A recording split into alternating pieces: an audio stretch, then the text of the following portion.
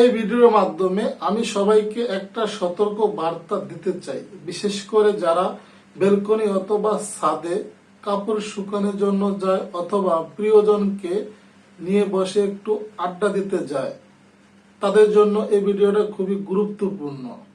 আপনারা প্রিয়জনকে নিয়ে এরকম কোনো কিছু করবেন না, রোমান্টিক কোনো কিছু করবেন না, তাহলে কিন্তু যে কোনো মুহূর্তেও আপনি এরকম ভাইরাল হয়ে যেতে পারেন।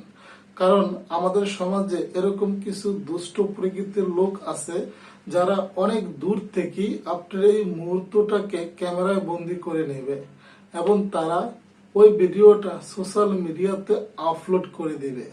হঠাৎ করে দেখবেন যে কোনো মুহূর্তে আপনিও সোশ্যাল মিডিয়াতে ভাইরাল, তখন কিন্তু আপনার মান সম্মান ক্ষুণ্ণ হবে।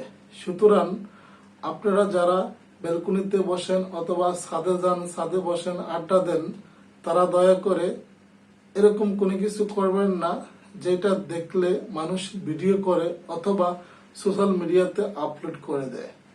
সবাই সতর্ক থাকবেন।